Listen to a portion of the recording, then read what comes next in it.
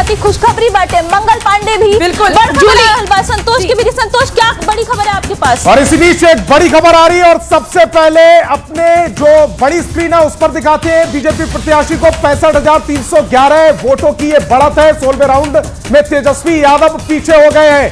बड़ी खबर तेजस्वी यादव से जुड़ी, राघोपुर विधानसभा सीट से जुड़ी, ये तेजस्वी यादव से जुड़ी बड़ी खबर। तेजस्वी पीछे हो गए, 9,912 वोटों से तेजस्वी यादव पीछे हो गए, यानी कि एक अंतर बड़ा होता चला जा रहा है। तेजस्वी को जो वोट मिले हैं वो 55,399 वोट मिले हैं। बीजेपी प्रत्याशी उनको 65,311 वोट मिले हैं और 9,000 से ज्यादा का ये मार्जिन। 16वें राउंड की जो वोटिंग वो खत्म हुई है और उसके बाद ये नतीजे इस समय आपकी टेलीविजन स्क्रीन पर है। राघोपुर विधानसभा सीट से तेजस्वी यादव लगातार पीछे चल रहे हैं, 9,912, तकरीबन इसे 10,000 भी कह सकते हैं आसान भाषा में अपने दर्शकों के लिए। 10,000 वोटों से वो पीछे चल रहे हैं। उनको जो वोट मिले हैं वो बीजेपी प्रत्याशी, उनको 65,311 वोट मिले हैं और इसके मुकाबले तेजस्वी यादव 10,000 वोटों से पीछे चल रहे हैं। 16वें राउंड की गिनती के बाद तेजस्वी यादव अगर पीछे है तो राघोपुर में स्थिति समझी जा सकती है। रुचिका। बिल्कुल संतोष, तो तेजस्वी यादव पीछे चल रहे हैं। राघोपुर सीट से तेजस्वी यादव पीछे चल रहे हैं और ये बहुत बड़ी खबर है।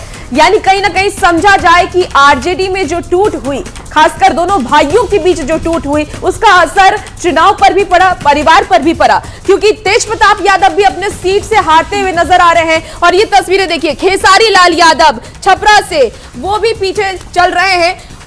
और देखिए तस्वीर आपको टीवी स्क्रीन पर दिखा रहे हैं, जहां आप सीधे तस्वीर देख रहे हैं। जेडीओ ऑफिस के बाहर की यह तस्वीर है। हमारे संवाददाता भी वहां पर मौजूद हैं और हलचल तेज है। खुशी की लहर क्यों ना हो एनडीए में, क्योंकि ये बम्पर जीत है एनडीए के लिए। पूर्ण बहुमत के साथ इस बार एनडीए आगे बढ़ती हुई नजर आ रही है। और महागठबंधन की स्थिति की अगर हम बात कर ले तो गर्त में महागठबंधन की स्थिति जाती हुई इस वक्त जो रुझान है, 36 सीटें, बस मात्र 36 सीटें।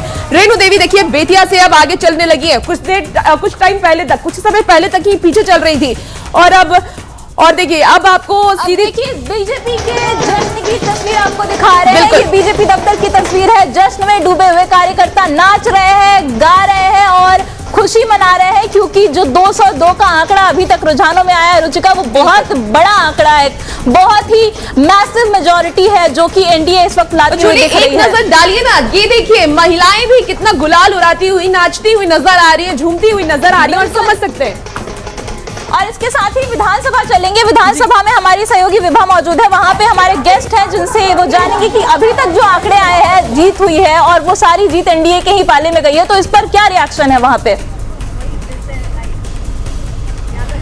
बिल्कुल जूली, तो देखिए मैसिव जीत, मैसिव विक्ट्री इसे कहा जाएगा, क्योंकि अब जो मार्जिन है वो मार्जिन भी बढ़ता हुआ लगातार। और अब इस सवाल का जवाब भी मिल चुका है कि विधानसभा में कौन बनाने जा रहा है सरकार, विपक्ष की भूमिका किसकी होगी। लेकिन अब तो एक बड़ा सवाल ये सामने आता है कि भाई नेता प्रतिपक्ष कौन बनेगा। लेकिन इस बीच एक खबर ये भी कि संजय सरावगी ने अपनी सीट से जीत हासिल कर ली है। आप लोगों ने इतनी मैसिव विक्ट्री की तरफ आगे कदम बढ़ा दिया है कि नेता प्रतिपक्ष कौन बनेगा, अब ये सवाल हो गया। देखिए, पंजीकृत अपराधी चारा चोर लालू प्रसाद यादव जी के दोनों लाल अपना चुनाव हार रहे हैं और बिहार की जनता का मैंडेट बिल्कुल स्पष्ट है।